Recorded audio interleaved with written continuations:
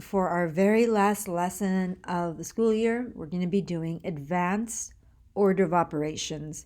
And I need you to pay close attention. It's pretty simple. I actually like doing this. Kind of feels like a little puzzle you go through to get to the final answer.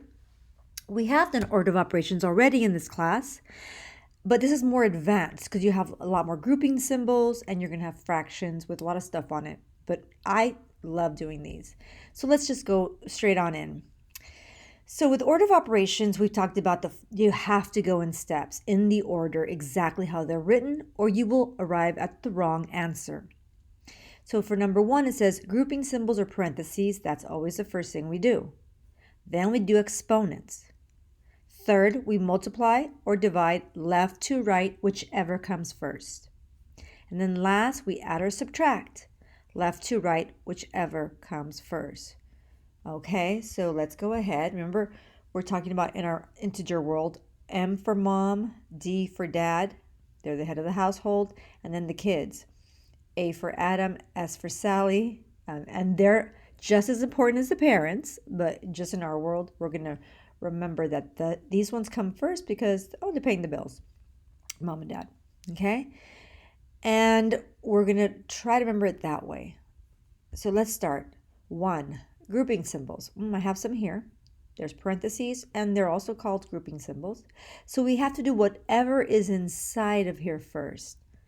Initially, you might go, wait a minute, that's a subtraction sign. I'm not supposed to subtract first. But with order of operations, it doesn't matter what's inside of the parentheses. You must do that first. So that's our first step. We're going to go with grouping symbols. So 7 minus 5 is 2. I'm going to bring everything down. A lot of you guys are going to want to be tempted to start doing stuff and just bringing stuff down, and you're going to forget. Symbols is going to be a hot mess. I always make sure I bring everything down. I have to bring the parentheses down because if I bring the 12 down, I won't know what to do with these two things. There's no operation symbol in between. So that is why I'm bringing it down. And I just rewrite everything again. If I want to get it right, this is the way I do it. I will goof up, and many of you will too, if you start bringing pieces of it down and not bringing everything down. And then, of course, I'm looking, and I have exponents here, right here, exponents. I do. It's right here. So this is, how many times do I see the 2? I see it twice. It's 2 times 2. Whoops. Okay, 2 times 2. Let's try this. That is 4. Now, of course, I would do this in my head. I'm just showing it to you. So 2 times 2, that's easy enough to do.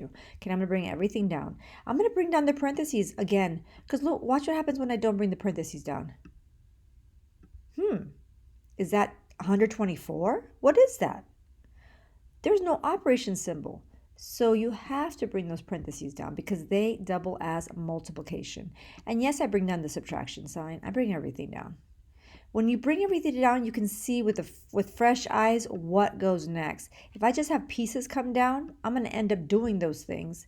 And maybe I wasn't supposed to. Okay, so oops.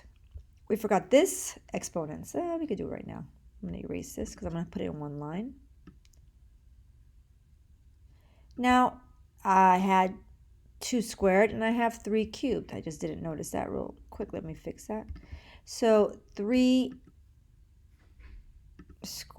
cubed is 3 times 3 times 3. It would look like this.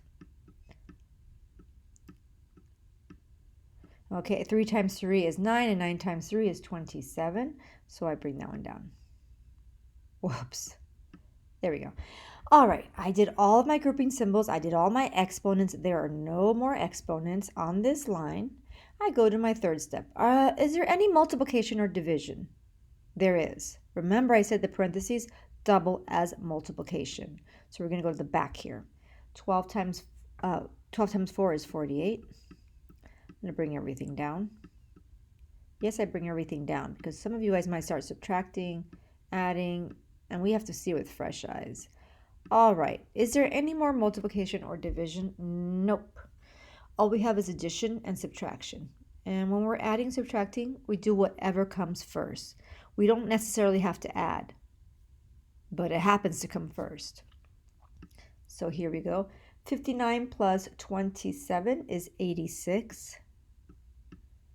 Bring down everything.